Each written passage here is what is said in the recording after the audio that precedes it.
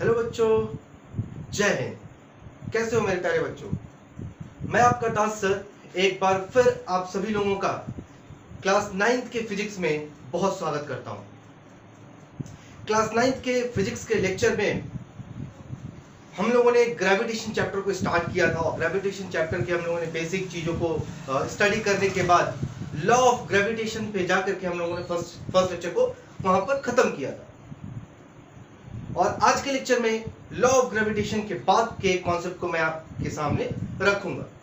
तो सबसे पहले बात बेटा, पिछले 4 महीनों से कॉमर्स गुरु क्लासेस और साइंस गुरु क्लासेस की पूरी टीम आप सभी के सामने लगातार वीडियोस प्रोवाइड कर रही है, जिससे आप लोगों के स्टडी में किसी प्रकार का कोई बैरियर ना प्रोड्यूस होता है। तो हमारे चैनल कॉमर्स गुरु क्लासेस और साइंस गुरु क्लासेस को लाइक, शेयर और सब्सक्राइब जरूर कीजिएगा। और इसी उम्मीद के साथ कि आप लोगों ने इसे लाइक कर दिया, सब्सक्राइब कर दिया और शेयर कर दिया, आगे बढ़ते हैं अपने नए कॉन्सेप्ट के ऊपर। तो आज मेरे प्यारे बच्चों हम लोग बात करेंगे Kepler's law of planetary motion के ऊपर। So our today's topic will be Kepler's law of planetary motion. Kepler's law of planetary motion बहुत ही इंपॉर्टेंट टॉपिक होने वाला है बेटा, बहुत ध्यान से पढ़ना। मैं कोशिश करूंगा कि बहुत ही आसान शब्दों में आपको ये समझा दूं। तो सबसे पहली बात बेटा कि हम लोगों ने पढ़ा कि जो ग्रेविटेशनल फोर्स होता है वो किन्हीं भी दो मासेस के बीच में एक्ट करता है। तो हम लोगों ने कुछ चीजें पढ़ी, मैं उसको यहां पर पॉइंट आउट करता हूं। तो सबसे पहला जो हम लोगों ने चीज पढ़ा लास्ट क्लास में कि there is always force of attraction works between two masses। दो मासेस के बीच में फोर्स ऑफ अट्रैक्शन एक्ट करता है, ये हम लोगों ने लास्ट के लेक्चर में पढ़ा था। और इस तरह के फोर्स को हम लोग क्या कहते हैं? Gravitation force, gravitational force, gravitational force. इस तरह के फोर्सेस को हम लोग ग्रेविटेशनल फोर्स कहते हैं। किसने बताया था ये बात बेटा? तो ये बताया था, this law was given by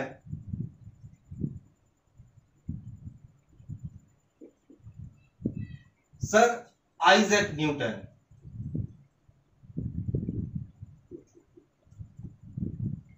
sir Isaac Newton साहब ने ये बात बताई थी। तो बहुत ही सिंपल सी बात है बेटा कि मैं यहां पर एग्जांपल ले रहा हूं मून और अर्थ का। अगर ये बेटा आपका अर्थ है तो मून अर्थ के चारों तरफ रिवॉल्व करता है। ये आपका अर्थ है और ये आपका मून है। इन दोनों के बीच में एक फोर्स एक्ट करता होगा, क्योंकि दोनों मास है बेटा। अर्थ का भी अपना खुद का कुछ मास होता है और मून का भी अपना खुद का कुछ मास होता है। तो इन दोनों के बीच में एक फोर्स लगता है और हमें पता है कि मून अर्थ के चारों तरफ क्या करता है? रिवॉल्व करता है, घूमता है। तो जब मून घूमता है इसके चारों तरफ, तो बेटा इसको क्या चाहिए होगा? मून को एक फोर्स चाहिए होगा और इस फोर्स का नाम होगा centripetal force. Centripetal force. The name of this force will be centripetal force, which is acting between Earth and Moon. Moon और Earth के बीच में एक फोर्स एक्ट कर रहा है, जिसको हमने सेंट्रीपेटल फोर्स चाहिए ही चाहिए किसी भी ऑब्जेक्ट को एक सेंटर के होकर के उसके चारों तरफ रोटेट करने के लिए। ये बात हमें पता है। और ये जो सेंट्रीपेटल फोर्स है बेटा, ये सेंट्रीपेटल फोर्स मिल क्यों रहा है? ये मिल रहा है ग्रेविटेशनल फोर्स के भी वजह से। ग्रेविटेशनल फोर्स के वजह से मिल रहा है। So the gravitational force is acting between two masses, that is earth and moon, and this gravitational force fulfill the requirement of the needful centripetal force which is required for the moon to rotate around the sun. Clear? यानी कि एक चीज हमेशा याद रखना बेटा कि ये जो सेंट्रीपेटल फोर्स है ये बहुत इंपॉर्टेंट फोर्स है।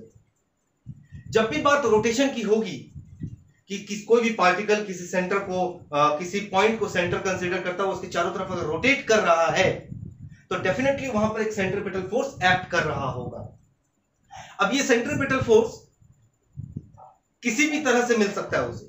जैसे अगर हम लोग कोई थ्रेड ले लेते हैं और थ्रेड को लेकर के रोटेट कराते हैं, तो जो पार्टिकल है उस पार्टिकल को सेंट्रीपिटल फोर्स कहां से मिलेगा? मेरे हाथ से मिलेगा, क्योंकि मेरा हाथ उस पार्टिकल के साथ थ्रेड से कनेक्टेड है। मून और अर्थ के केस में क्या हो रहा है? ग्रेविटेशनल फोर्स जो है वो रिक्वायर्ड सेंट्रीपिटल फोर्स को फुलफिल कर रहा है। इस वजह से जो मून है बेटा वो अर्थ के चारों तरफ रोटेट कर पा रहा है। ये थोड़ा सा आपको मैं बता रहा हूं, पिछले लेक्चर से रिलेटेड चीजें हैं जो कि आपको बहुत ही ज्यादा जरूरी है समझने के लिए, क्योंकि इसके बाद ही हम केपलर्स के प्लैनेटरी मोशन के बारे में समझ पाएंगे, चीजों को आसानी तरीके से हम लोग डील कर पाएंगे। तो फिलहाल ये सारी चीजें किसने बताया था? न्यूटन ने बताया था बेटा। तो जो न्यूटन साहब थे वो बहुत बड़े फिजिसिस्ट थे बेटा, वो छोटे मोटे फिजिसिस्ट नहीं थे। आपको ये जान करके हैरानी होगी कि न्यूटन साहब मैथमेटिक्स का एक बहुत ही बेहतरीन टॉपिक है डिफरेंशियल एंड मतलब कैलकुलस की अगर मैं बात कर लूं कि differential and integration, differentiation and integration, तो न्यूटन साहब ने 17-18 साल की उम्र में ही डिफरेंशिएशन और इंटीग्रेशन को बहुत ही अच्छे तरीके से एक्सप्लेन कर दिया था अपने किताब में। तो न्यूटन साहब बहुत बड़े फिजिसिस्ट थे, उनका कंपैरिजन किसी के साथ नहीं हो सकता। तो फिलहाल न्यूटन साहब ने क्या किया था, वो इस सब के बारे में बता दिया कि दो मासेस के बीच में फोर्स लगता है और मून क्या करता है? रोटेट करता है अर्थ के चारों तरफ। इतना बताने के बाद केपलर साहब का काम आसान हो गया। देखो न्यूटन साहब ने अर्थ से रिलेटेड सारी चीजें बता दी कि अर्थ के साथ ऐसा ऐसा चीजें होती हैं, लेकिन उन्होंने प्लैनेट के संबंध, क्योंकि देखो बेटा अर्थ केवल एक प्लैनेट है, और क्या केवल एक ही प्लैनेट है? नहीं ना, बहुत सारे प्लैनेट्स हैं। तो केपलर ने कहा कि ये आइडेंटिकल होता है। अब आइडेंटिकल का मतलब क्या होता है मैं अभी आपको समझाता हूं। तो सर आइजैक न्यूटन की थ्योरी को स्टडी करके केपलर ने एक बहुत ही बेहतरीन थ्योरी को दिया, लेकिन ये केपलर का ये जो थ्योरी है प्लैनेटरी मोशन का जो थ्योरी है, ये सक्सेस नहीं हो पाता अगर सर आइजैक न्यूटन ये थ्योरी अपने पास से नहीं देते।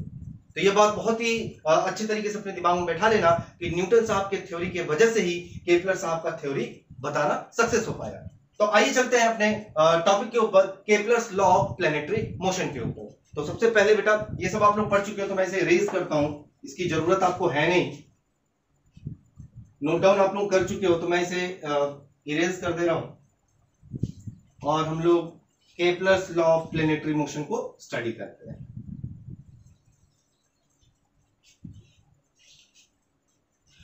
ओके, सो केपलर ने बेटा प्लैनेट से संबंधित 3 नियम दिए हैं।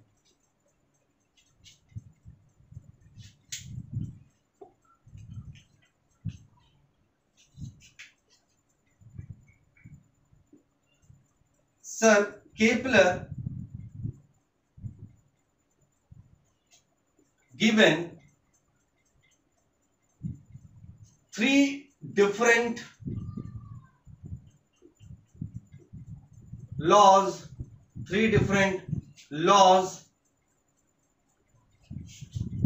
related to planetary motion। Planet के मोशन से संबंधित केपलर साहब ने 3 डिफरेंट लॉ को प्रोड्यूस किया।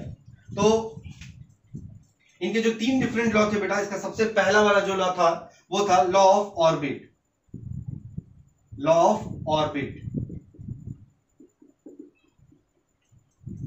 दूसरा जो लॉ था बेटा वो था लॉ ऑफ एरिया। और थर्ड जो था बेटा वो था लॉ ऑफ पीरियड। तो केपलर साहब ने 3 बेसिक लॉ दिए बेटा, 3 फंडामेंटल लॉ दिए। अब ये लॉ आइडेंटिकल क्यों है? मैंने अभी बताया था कि ये लॉ आइडेंटिकल है क्योंकि बेटा ये जो लॉ है वो किसी भी प्लेनेट के ऊपर वर्क करता है, जरूरी नहीं केवल अर्थ के लिए। यूनिवर्स में जितने सारे प्लेनेट हैं वो सारे के सारे इस लॉ को फॉलो करते ही करते हैं। या फिर ये कहें कि वो अपना लॉ पे फॉलो करते हैं और केपलर साहब ने उसको आइडेंटिफाई कर लिया। केपलर्स के लॉ के ऊपर फॉलो नहीं करता, केपलर साहब ने उनके लॉ को आइडेंटिफाई किया और उसको बता दिया, बस इतना था। तो अब एक एक करके एक एक लॉ को मैं एक्सप्लेन कर दूंगा, आपको समझ में चीजें आ जाएंगी। तो सबसे पहला Kepler's law of planetary motion. Planet से रिलेटेड, प्लैनेट के मोशन से रिलेटेड केपलर साहब ने 3 लॉ आपके सामने रखे हैं। जो सबसे पहला लॉ था वो लॉ ऑफ ऑर्बिट था, जो सेकंड लॉ था लॉ ऑफ एरिया था, और थर्ड लॉ जो था लॉ ऑफ पीरियड था। तो फर्स्ट लॉ से हम लोग स्टार्ट करते हैं, और फर्स्ट लॉ का याद, first law of planetary motion.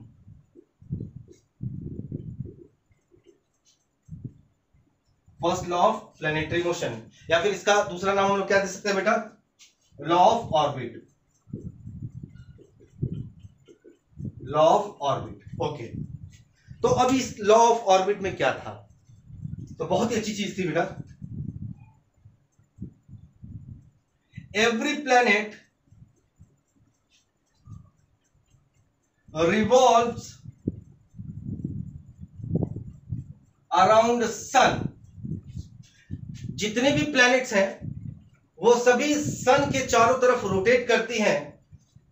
Every planet revolves around sun on a elliptical path,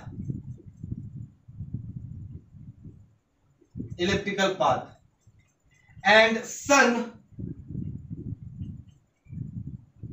remains fixed at its one of the focus।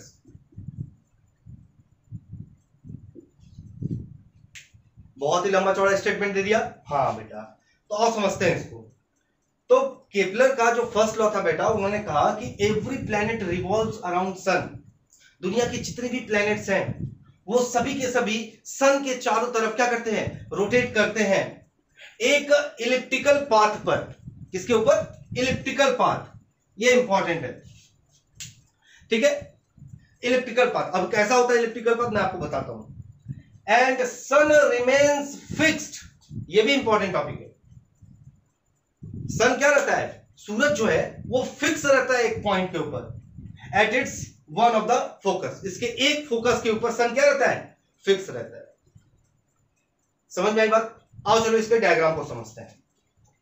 देखो बेटा, इलिप्टिकल पाथ का मतलब होता है कुछ इस तरीके का शेप, अंडे जैसा शेप, इलिप्स, इसको कहते हैं बेटा इलिप्स, ठीक है। जैसे सर्कल होता है, ट्रायंगल होता है, स्क्वायर होता है ना, रेक्टेंगल होता है, ट्रेपीजियम होता है, उसी तरह से इलिप्स भी एक तरह का शेप है, ठीक है। तो इसको हम लोग इलिप्स कहते हैं, इस तरह का शेप होता है। और सन इसके फोकस के ऊपर, तो देखो बेटा किसी भी इलिप्स के, जैसे सर्कल के पास एक सेंटर होता है, उसी तरह से इलिप्स के पास फोकस होता है, ठीक है। तो इलिप्स के पास एक फोकस नहीं होता है, 2 फोकस होता है। एक फोकस आपका यहां होता है और एक फोकस इसका यहां होता है, ठीक है। तो ए फोकस और फोकस बी, ये है इलिप्स, ठीक है। इस तरह का इलिप्स होता है, इसके 2 फोकस होते हैं, ठीक है। चलो, तो केपलर ने कहा कि जितनी भी प्लैनेट्स हैं इस पूरे यूनिवर्स में, वो सारी की सारी सन के चारों तरफ रोटेट करता है इलिप्टिकल पाथ में, इस इलिप्स वाले पाथ पे रोटेट करता है। देखो सर्कुलर रोटेशन नहीं करता ना, वो हम अपने सिंप्लिसिटी के लिए सर्कुलर मान लेते हैं। अब आप मुझे ये बताओ, अंडा है, अंडा, अब जो अंडा है वो बहुत बड़ा हो जाए, बहुत बहुत बहुत बड़ा हो जाए, तो लगभग देखने से वो क्या लगेगा, एक सर्कल की तरह ही तो लगेगा, बिल्कुल। भले वो इलिप्टिकल है लेकिन देखने से लगेगा क्या, एक सर्कल की तरह। तो अपने सिंप्लिसिटी की वजह से हम लोग इसको सर्कुलर मान करके कैलकुलेशन करते हैं, सर्कुलर मान करके कैलकुलेशन करते हैं अपने सिंप्लिसिटी के लिए, लेकिन है ये क्या, इलिप्टिकल। ओके, क्लियर है। चलो, तो इन्होंने कहा कि दुनिया के जितने भी प्लैनेट्स हैं, दुनिया के नहीं एक्चुअली यूनिवर्स के जितने भी प्लैनेट्स हैं, वो सारे के सारे इस इलिप्टिकल पाथ के चारों तरफ रोटेट करते हैं, ऑर्बिट्स में रोटेट करते हैं। और सन इसके एक फोकस के ऊपर फिक्स रहता है। तो आओ चलो बना लेते हैं।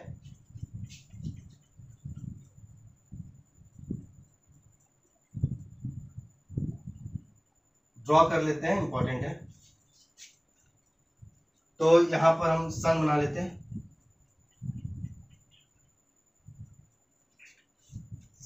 ये हो गया बेटा आपका सन,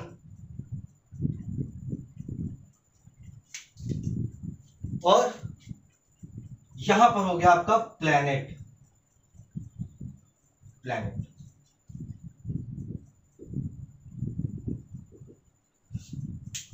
अब आप मेरे से पूछोगे सर सपोज करिए ये प्लैनेट क्या है, अर्थ है, तो क्या दूसरा प्लैनेट भी इसी ऑर्बिट पे रोटेट करेगा? इसी ऑर्बिट पे रोटेट करेगा। जैसे अर्थ हो गया, अर्थ रोटेट तो कर ही रहा है। चलो नेपच्यून को मान लेते हैं कि नेपच्यून यहां पर है, क्या नेपच्यून भी इसी ऑर्बिट पे रोटेट करेगा? तो आंसर है नहीं। सभी प्लैनेट्स जो है बेटा वो अर्थ के चारों तरफ रोटेट, सन के चारों तरफ रोटेट तो करती है, सन के चारों तरफ रोटेट तो करती है, लेकिन अलग अलग ऑर्बिट्स में। अगर नेपच्यून को या फिर किसी अदर प्लैनेट को रिवॉल्व करना होगा तो वो क्या करेगा, एक अलग ऑर्बिट बनाएगा, एक अलग ऑर्बिट बनाएगा,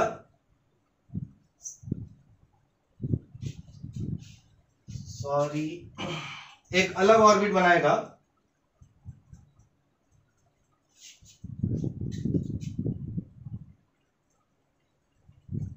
ऐसे करके एक अलग ऑर्बिट बनाएगा, और यहां कहीं वो रोटेट करेगा दूसरा प्लैनेट। तो इस तरीके का होता है। जस्ट लाइक एटम के बारे में जानते हो ना? एटम के पास एक न्यूक्लियस होता है और इसके चारों तरफ ऑर्बिट होते हैं बेटा। इलेक्ट्रॉन इन ऑर्बिट्स में रोटेट करता है ना? समझ रहे बात को?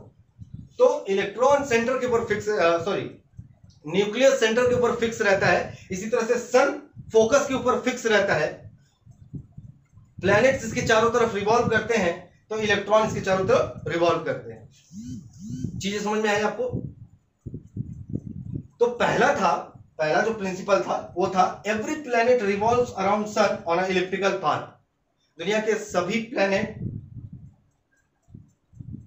और यूनिवर्स के सभी प्लैनेट सन के चारों तरफ इलिप्टिकल पाथ पे रोटेट करता है, and sun remains fix at it one of the focus. और जो सूरज है बेटा वो इसके एक फोकस के ऊपर फिक्स रहता है। अब ये तो आप लोग जानते हैं, ये चीजें तो आप लोग पढ़े हुए हैं बचपन से आप लोगों को बताया गया है। सो क्वेश्चन ये आता है बेटा कि केपलर साहब इस थ्योरी को देने के बाद इतना फेमस क्यों हो गए?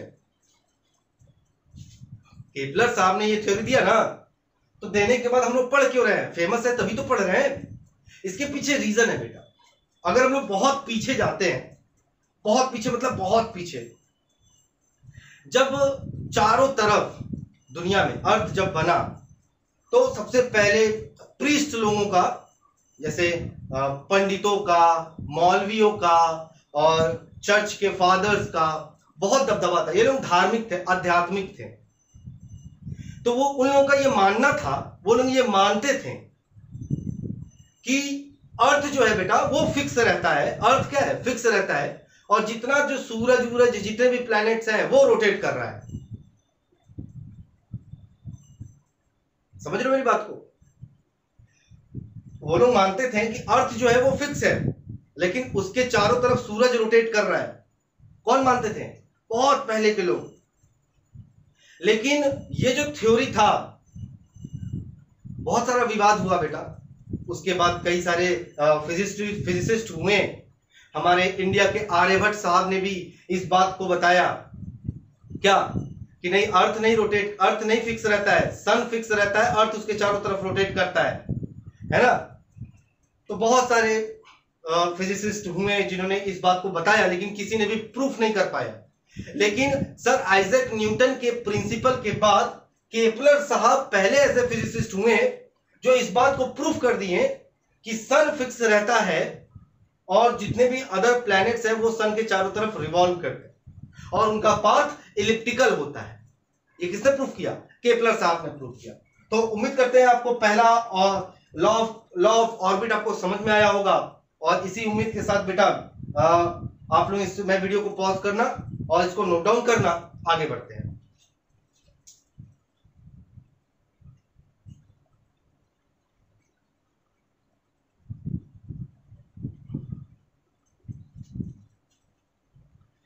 ओके बेटा, उम्मीद करते हैं कि आपने इसको नोट डाउन कर लिया होगा। अब जो है सेकेंड लॉ की बारी है, और सेकेंड लॉ ने क्या कहा आइए जानते हैं।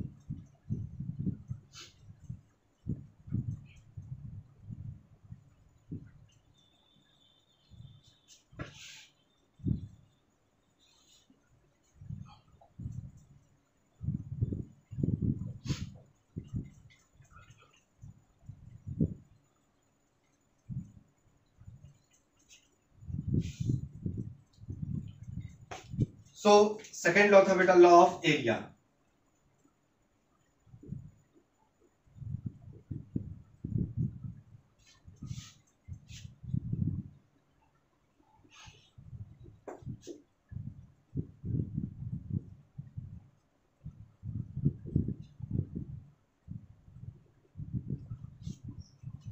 Law of area, second law of planetary motion. अब ये second law of planetary motion क्या था? According to Kepler's second law of planetary motion,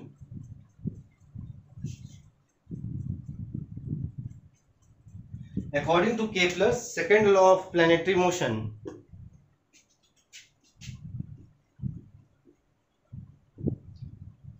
the aerial velocity of planets around sun is constant. That is, every planet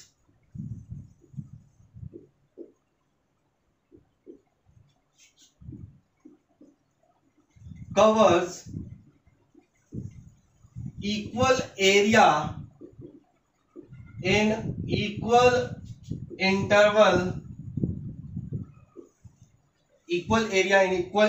of time in its orbit.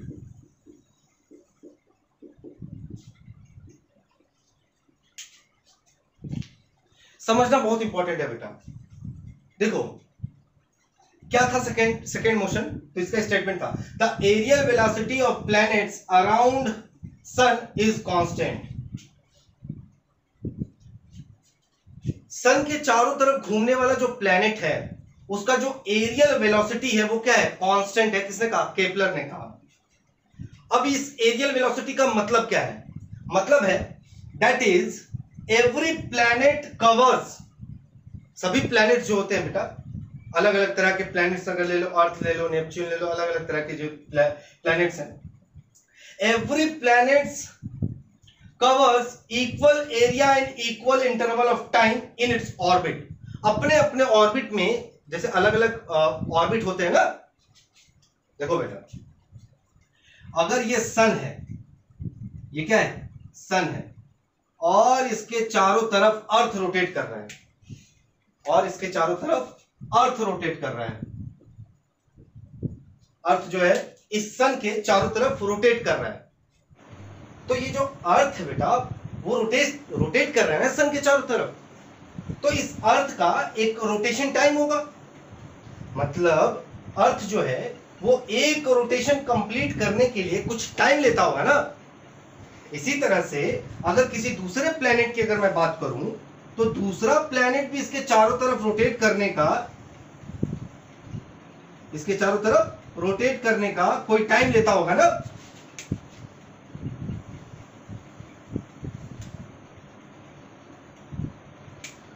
अर्थ है वो किसी और time में rotate कर लेता है अपने सन के चारों तरफ।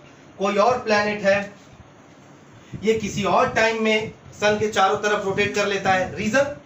डिस्टेंस बेटा। सन से अलग अलग प्लैनेट का जो डिस्टेंस है वो अलग अलग है, ये बात दिमाग में रखना।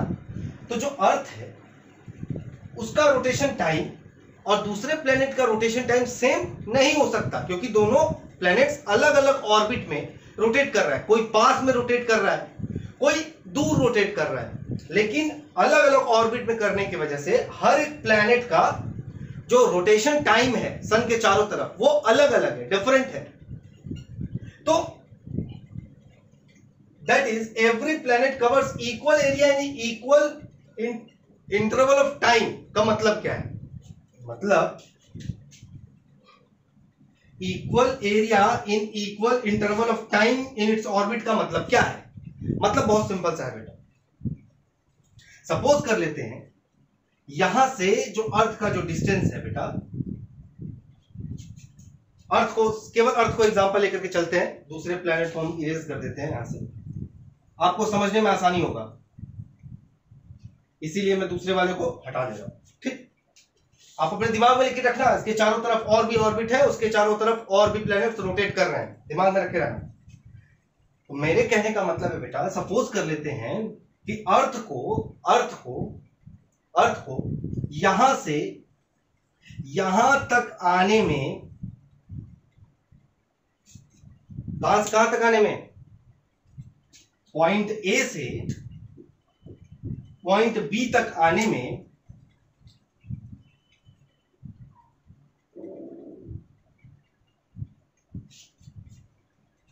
इतना एरिया कवर करने में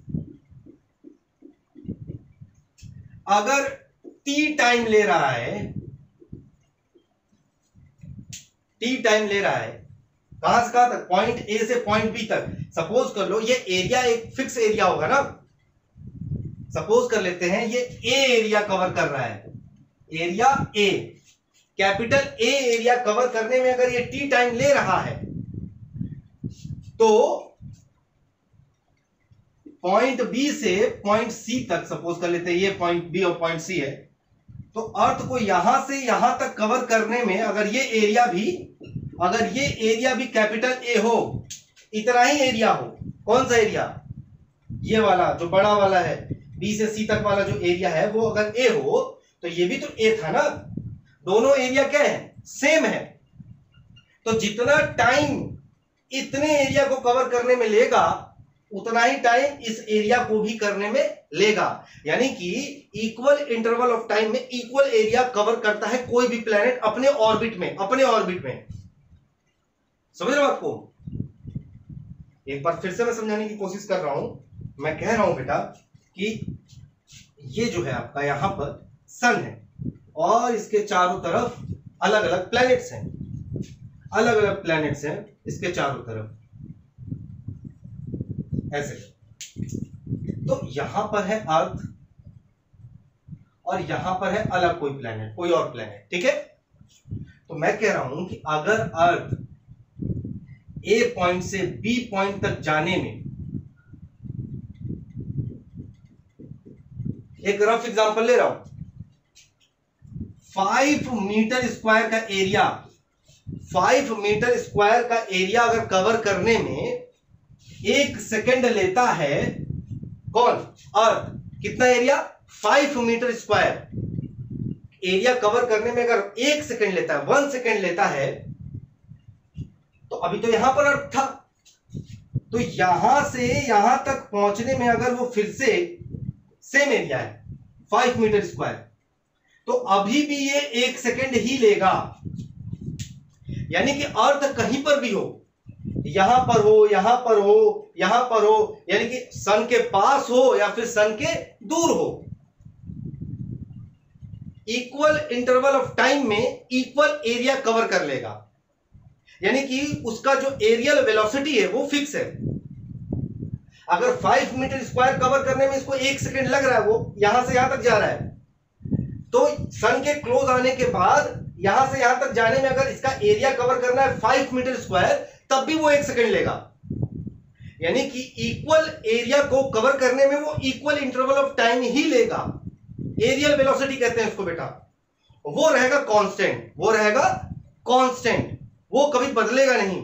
किसने कहा? लॉ ऑफ एरिया में कहा। किसने कहा? केपलर साहब ने कहा। क्या कहा? केपलर साहब ने कहा कि सन के चारों तरफ बहुत सारे प्लैनेट्स हैं, सारे प्लैनेट अलग अलग ऑर्बिट में रोटेट करता है।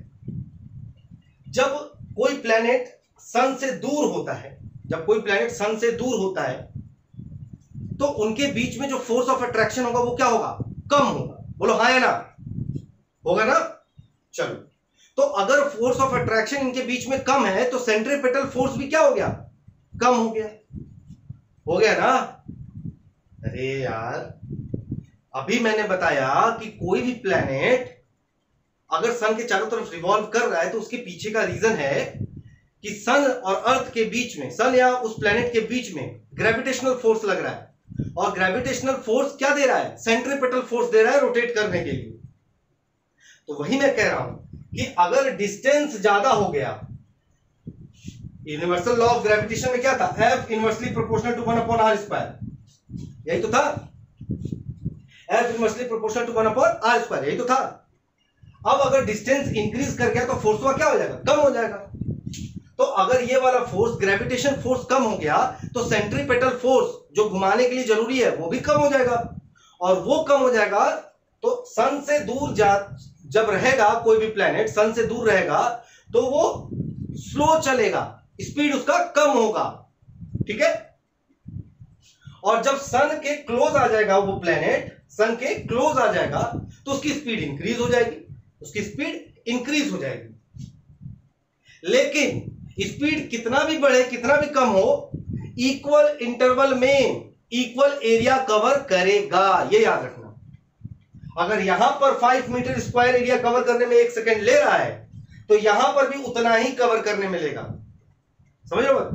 अगर यहां पर 5 मीटर स्क्वायर एरिया कवर करने में 1 सेकेंड ले रहा है तो यहां पर भी क्लोज है ना, क्लोज रहेगा, भले स्पीड इंक्रीज कर जाए लेकिन अभी भी वो 5 मीटर स्क्वायर कवर करने में 1 सेकेंड ही लेगा। अब ऐसा क्यों? देखो, यहां से यहां तक का डिस्टेंस क्या हो गया? ज्यादा हो गया। और एरिया अगर हम लोग निकालना चाहते हैं तो लेंथ इंटू ब्रेथ लिखते हैं। ठीक है? तो जब सन दूर है, सन दूर है, दूर है, दूर है, तो उसका लेंथ क्या हो गया? ज्यादा हो गया, है ना? स्पीड क्या हो गया? कम हो गया। समझ रहे हो बात को? अच्छा, अब अगर सन जो है, प्लेनेट जो है वो क्लोज है तो ब्रेथ इसका इंक्रीज हो जाएगा।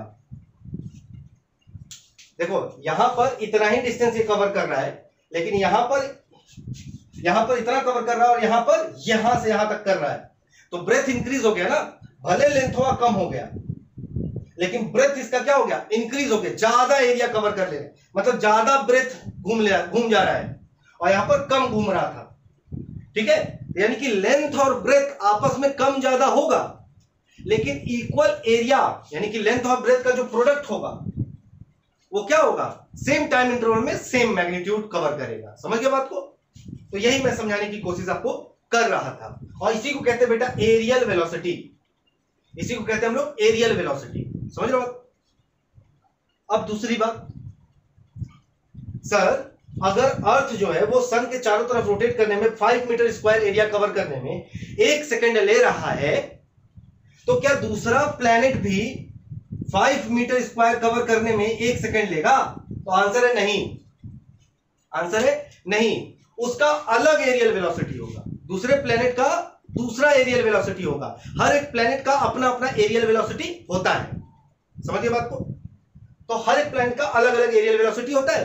तो अगर अर्थ जो है वो सन के दूर है तो उसकी स्पीड क्या हो जाएगी? कम हो जाएगी। और अगर वो 1 सेकेंड लेता है 5 मीटर स्क्वायर कम करने में तो उसका लेंथ ज्यादा होता है, तो एरिया 5 मीटर स्क्वायर ले लो, 1 सेकेंड लिया।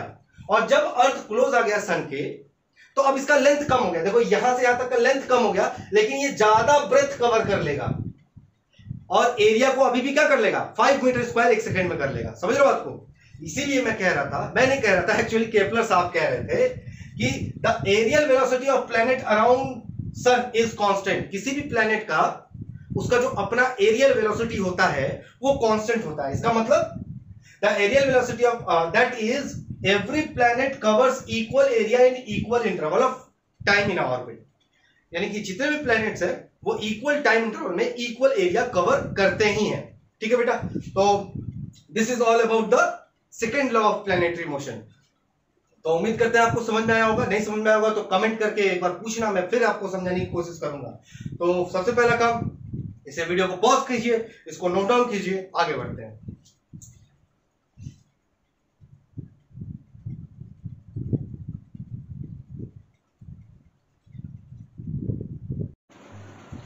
ओके बच्चों, तो हमने आपको दो केपलर्स के लॉ बता दिए। अब जो मैं जाने जा रहा हूं वो बताने जा रहा हूं, तीसरा law, third law of planetary motion बताने जा रहा हूं। Third law of planetary motion. और इस प्लैनेटरी मोशन का जो नाम मैंने दिया था, इस लॉ का जो नाम था, मैंने नहीं, एक्चुअली उन्हें नहीं दिया था, law of periods. Law of periods. चलो, तो अब ये लॉ क्या था, तो पहले इसका स्टेटमेंट समझ लेते हैं, उसके बाद आगे बढ़ते हैं। तो इनका जो स्टेटमेंट था बेटा वो था, अकॉर्डिंग टू, लिख देता हूं मैं, according to Kepler's third law of planetary motion, planetary motion, according to Kepler's third law of planetary motion,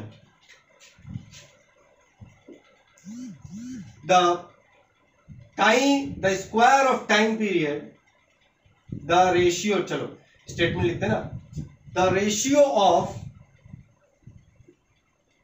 square of time period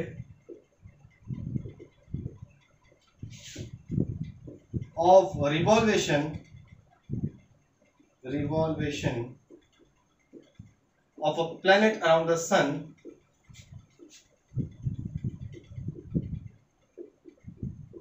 and the cube of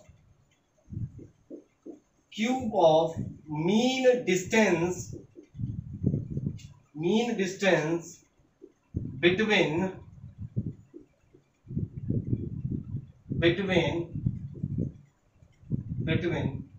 planet and sun are always constant।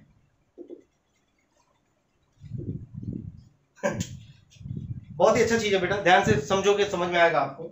लिखा क्या है, the ratio, यानी कि सबसे पहले हमको क्या करना होगा, रेशियो लिखना होगा। तो रेशियो मतलब क्या, डिवीजन। ठीक है, तो the ratio of time period of revolution of a planet around the sun. कोई भी प्लैनेट किसी भी सन के चारों तरफ अगर रिवॉल्व कर रहा है तो उसका एक टाइम पीरियड होता है बेटा, है ना। जैसे कि अर्थ के चारों तरफ मून, चंद्रमा जो रोटेट करता है तो उसका टाइम पीरियड है ना, वो टाइम पीरियड कितना है, 24 आवर। इसी तरह से अगर कोई प्लैनेट सन के चारों तरफ रोटेट करता है तो उसका भी अपना एक टाइम पीरियड होता है। तो वही कह रहा है, the ratio of square of time period of revolution of planet around the sun. किसी भी प्लैनेट का सन के चारों तरफ रिवॉल्व करने का जो टाइम पीरियड होता है उसका जो स्क्वायर होता है, मतलब square of time period, T square, and और the cube of mean distance between planet and sun are always constant. मतलब कह रहा है कि जो टाइम पीरियड वह है सन के चारों तरफ रोटेट करने का, उसका स्क्वायर और सन और उस प्लैनेट के बीच का जो मीन डिस्टेंस है, अब मीन डिस्टेंस का मतलब क्या भी समझाऊंगा, जो मीन डिस्टेंस है उसका cube, T square by R cube, ये हमेशा होता है कांस्टेंट। वो हमेशा होता है क्या, कांस्टेंट के। ठीक है बेटा, ये केपलर का थर्ड लॉ था। अब आओ समझते हैं इस लॉ को। यहां पर है सन आपका और यहां पर एक प्लैनेट। ठीक है, अब ये जो प्लैनेट है वो सन के चारों तरफ ऐसे रिवॉल्व करेगा, तो रिवॉल्वेशन जो टाइम है, टाइम पीरियड, वो तो फिक्स होता है।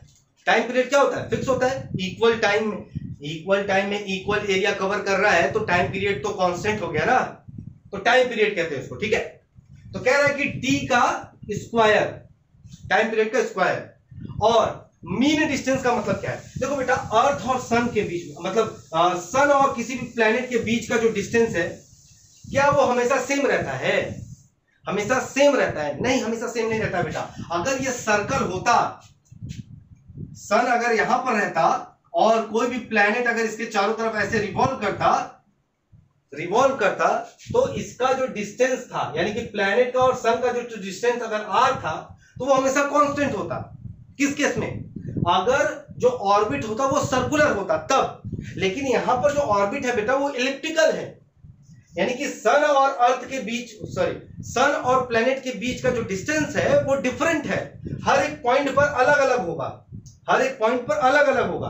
तो इसीलिए यहां पर बात कर रहे हैं मीन मतलब सन और प्लेनेट के बीच का mathematical mean distance.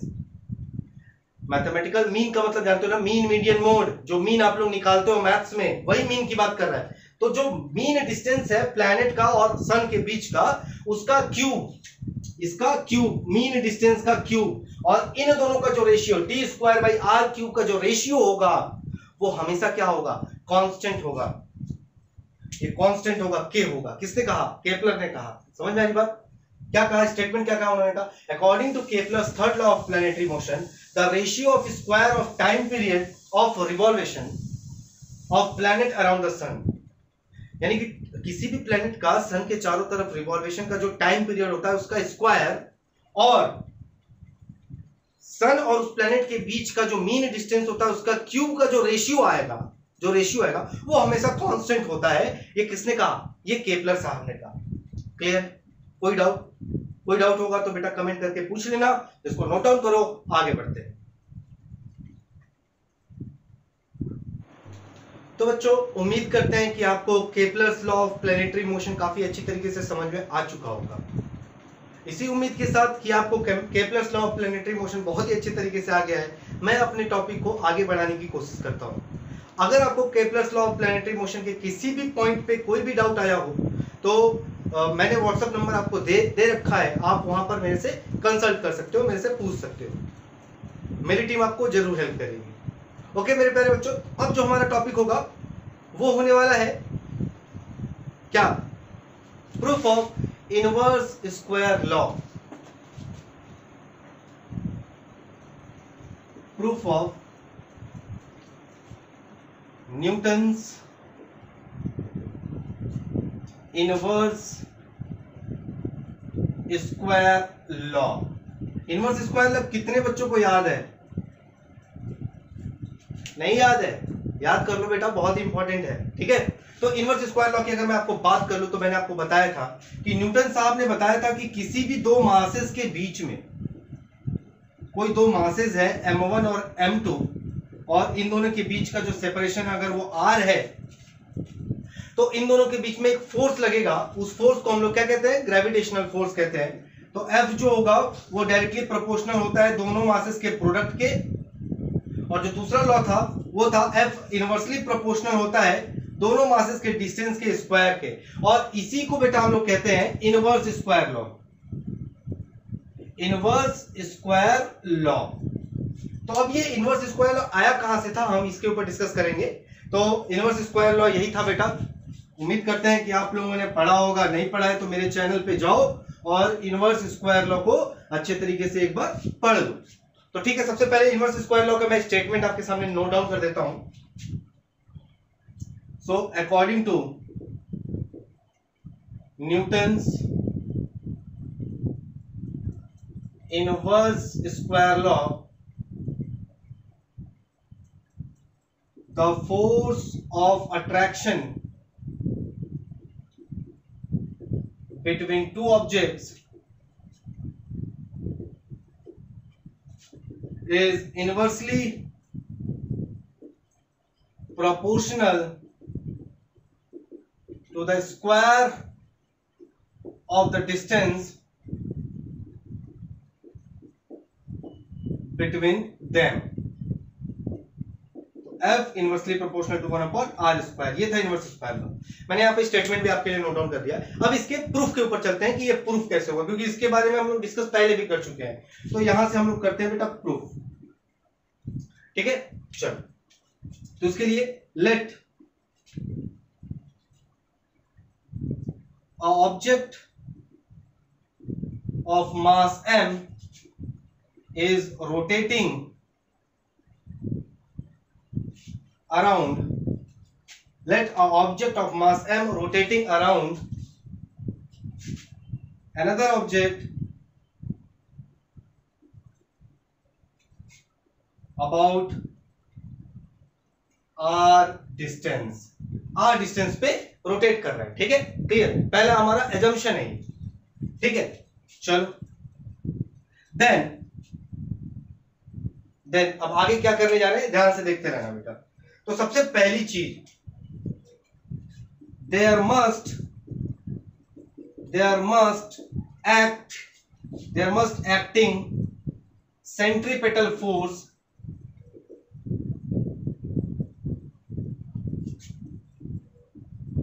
Between the masses के बीच में एक सेंट्रीपेटल फोर्स लग रहा होगा। नो मैटर वो ग्रेविटेशन फोर्स से मिल रहा होगा, लेकिन मिलता है, सेंट्रीपेटल फोर्स लगता है। तो F equal to M V square by R. बेटा देखो, मैंने आप लोगों को सर्कुलर रोटेशन वाला जो चैप्टर था उसमें बताया था कि जो सेंट्रीपेटल फोर्स होता है F equal to M V square by R होता है। ये मैं आपको पढ़ाया हुआ था, जिसको हम लोग कहते हैं सेंट्रीपेटल फोर्स। सेंट्रीपेटल फोर्स के वजह से ही कोई ऑब्जेक्ट सर्कुलर पाथ पे रोटेट करता है, ये मैंने बताया हुआ है आपको। चलो, अच्छा याद करो, जब मैं आप लोगों को न्यूटन्स लॉ ऑफ ग्रेविटेशन बताया तो F directly proportional to m1 m2 upon r square, ये लिखा था ना, लिखा था कि नहीं। उसके बाद मैंने क्या किया, F equal to g m1 m2 upon r square, ये किया, ये तो किया था ना। ये g क्या था, एक कांस्टेंट था, यानी कि अगर प्रोपोर्शनैलिटी को हटाने के लिए एक कांस्टेंट से मल्टीप्लाई करते हैं, तो अगर इस कांस्टेंट को मैं फिर से हटा दूं तो क्या मुझे प्रोपोर्शनैलिटी का साइन नहीं मिलेगा? बिल्कुल मिलेगा। तो यहां पर इस एक्सप्रेशन में बेटा कांस्टेंट, कौन सा टर्म कांस्टेंट है, v की r या फिर m कांस्टेंट है ना। Mass of the object always remains constant, याद रखना। तो मास जो है वो क्या रहता है बेटा, कांस्टेंट रहता है। चलो आगे बढ़ते हैं। यहां तो यहां से अगर हम m हटा दें तो यहां पर एक प्रोपोर्शनैलिटी का साइन आ जाएगा। तो F directly proportional to v square by r मिलेगा। m को मैंने हटा दिया, यहां पर लिख देता हूं m is a constant, m एक कांस्टेंट है, ओके। चलो, अब let the object is rotating around a circular path. Object क्या कर रहा है, सर्कुलर पाथ पे रोटेट कर रहा है। देखो बेटा, मैंने अभी बताया था कि सन एक फोकस पे रहता है और प्लैनेट्स क्या करते हैं, इलिप्टिकल पाथ पे रोटेट करता है। फिर मैंने उसी में आपको ये भी बताया था कि अपने सिंप्लिसिटी की वजह से हम इसको सर्कुलर एज्यूम करके कैलकुलेशन करते हैं, हम अपने सिंप्लिसिटी के लिए। तो यहां पर मैंने वही एज्यूम किया है कि सर्कुलर पाथ पे क्या कर रहा है, रोटेट कर रहा है। तो सर्कुलर पाथ पे अगर कोई ऑब्जेक्ट रोटेट करता है तो उसका स्पीड का जो फॉर्मूला होता है, तो स्पीड इक्वल टू क्या होता है बेटा, डिस्टेंस अपॉन टाइम, यही तो होता है ना। और अगर सर्कुलर पाथ पे रोटेट कर रहा है बेटा, सर्कुलर पाथ पे अगर रोटेट कर रहा है इस तरीके से, तो यहां से ए घूम करके यहां तक पहुंचने में, फिर से ए तक पहुंचने में कितना डिस्टेंस ट्रैवल करेगा, circumference of the circle, circle का circumference, that is 2 pi r, है ना। चलो, तो यहां पर डिस्टेंस क्या होगा बेटा, तो यहां पर डिस्टेंस हो जाएगा सर्कमफ्रेंस ऑफ द सर्कल, यानी कि v equal to circumference of circle 2 pi r, और टाइम सपोज कर लेते हैं कैपिटल T, यानी कि रोटेशन का जो टाइम है वो कैपिटल T। तो यहां पर हमें क्या मिल जाएगा, स्पीड मिल जाएगा। Is it clear? चलो ठीक है। अब हम क्या करते हैं, v की वैल्यू को यहां रख देते हैं, ये इक्वेशन नंबर 1 सपोज कर लेते हैं। Putting the value of v in equation number 1, putting the value of v in equation 1, v की वैल्यू को इक्वेशन नंबर 1 में सब्स्टिट्यूट कर देते हैं। तो आपको मिल जाएगा f directly proportional to v square मतलब 2 pi r whole square divided by t square into 1/r, क्योंकि ये r भी तो नीचे रहेगा। हाँ, अब क्या कर सकते हैं, चलो अब आगे बढ़ते हैं। तो f directly proportional to 4 pi square r square divided by t square into 1/r। ठीक है, क्लियर है, कोई डाउट? कोई डाउट? अच्छा बेटा, अब मेरा मन कर रहा है कि हम ऊपर r से मल्टीप्लाई करके नीचे भी r से मल्टीप्लाई कर दें। Multiplying and dividing by r in numerator and denominator both side. अरे बेटा, r से मल्टीप्लाई r से डिवाइड करेंगे तो r से r कट जाएगा, एक्सप्रेशन में कोई चेंज नहीं आएगा। क्यों? वही मैंने किया है। ठीक है, चलो अब यहां जगह बचा हुआ है बेटा, तो यहां पर हम कवर करेंगे, इसे यहां कवर कर लेते हैं। तो यहां पर हमें क्या एक्सप्रेशन मिल जाएगा बेटा, 4 pi square by T square मिल जाएगा। यहां देखो, f directly proportional to 4 pi square by T square, 4 pi square by T square r cube by r square into r cube by r square. ऐसा क्यों किया है अभी आपको समझ में आ जाएगा। देख लो यहां पे, f directly proportional to 4 pi, 1 minute, okay. So f directly proportional to 4 pi square by T square r cube upon r square. ये क्यों किया अभी आपको समझ में आ जाएगी, चीजें आपको आसान लगेंगी। हम लोगों ने पढ़ा था by Kepler's third law of planetary motion, by Kepler's third law of planetary motion. Kepler's third law of planetary motion क्या था बेटा? केपलर का third law of planetary motion था T square by R cube equal to constant के। एक तो था, तो T square upon R cube, T square upon R cube. तो यहां पर T square upon R cube की वैल्यू कितनी है? के है। और यहां पर R cube upon T square हो जाएगा, तो क्या वैल्यू हो जाएगी? 1 अपॉन के ना। तो चलो ठीक है, यहां पर क्या हो जाएगा, तो f directly proportional to 4 pi square और T square by R cube के वैल्यू कितना आ जाएगा? के, है ना। मैंने वैल्यू को सब्स्टिट्यूट कर दिया के प्लस थर्ड लॉ से, into 1 upon R square, into 1 upon R square आया ना। अब देखो 4 क्या है? एक कांस्टेंट है। पाई क्या है? एक कांस्टेंट है। के क्या है? एक कांस्टेंट है ना, कांस्टेंट ही तो है। इन सभी को आप चीजों को हटा लो, इन सभी चीजों को यहां से हटा दो, तो आपको मिल जाएगा f inversely proportional to 1 upon R square. और यही तो था केपलर का प्लैनेटरी मोशन का inverse square law, f inversely proportional to 1 square R square, 1 upon R square. यही तो था न्यूटन का इनवर्स स्क्वायर लॉ, और यही हमें प्रूफ करना था। तो यहां पर मैंने देखो प्रूफ कर दिया, f inversely proportional 1 upon R square. कैसे किया फिर से देख लो। मैंने सबसे पहले क्या किया, हमें पता है कि कोई भी ऑब्जेक्ट अगर रोटेशनल मोशन करता है तो उसे सेंट्रीपिटल फोर्स की जरूरत है, तो F equal to mv square by r। Is it clear? चलो ठीक है, तो अब हमें पता है कि F directly proportional to v square by r हो जाएगा, क्योंकि m क्या है? मास है। मास क्या है? कांस्टेंट है। तो कांस्टेंट को हटा दिया तो डायरेक्टली प्रोपोर्शनल का साइन मिल गया। और v क्या है? रोटेशनल स्पीड है ना बेटा, तो rotational speed equal to rotational distance divided by rotational time. तो रोटेशनल डिस्टेंस क्या होगा? 2 pi r divided by t। तो जो 2 पाई r है बेटा, ये v की वैल्यू को हमने यहां पर सब्स्टिट्यूट कर दिया, तो आपको मिल जाएगा 2 pi r whole square divided by t square into 1 by r।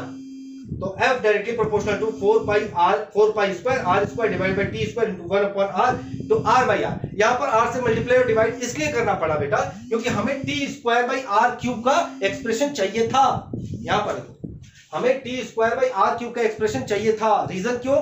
क्योंकि हमें k plus third law apply करना था, इस वजह से हमने r से मल्टीप्लाई और डिवाइड कर दिया। तो अब t square by r cube की जगह पे k रख सकते हैं, लेकिन यहां पर r cube by t square था तो डिवाइडेड बाई k आ गया, और ये सब एक कांस्टेंट था, तो इनको हटा सकते हैं और हमें एक्सप्रेशन मिलेगा f directly proportional to 1 by r square, या फिर कहते हैं f inversely proportional to the square of the distance. This is all about the inverse square law का डेरिवेशन। समझ में आई बात? तो बेटा एक काम करो, वीडियो को पॉज करो, इसको पूरे को नोट डाउन करो, आगे बढ़ते हैं।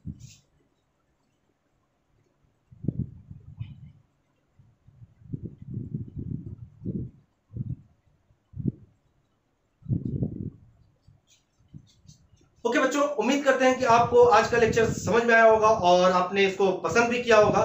और इसी उम्मीद के साथ मैं आज का लेक्चर आपका यहीं पे खत्म करता हूं। और एक रिक्वेस्ट है मेरे सभी प्यारे बच्चों से, अगर आप ये वीडियो देख रहे हो दैट मीन्स कि आप मेरे लेक्चर से कंटिन्यूअसली जुड़े हुए हो।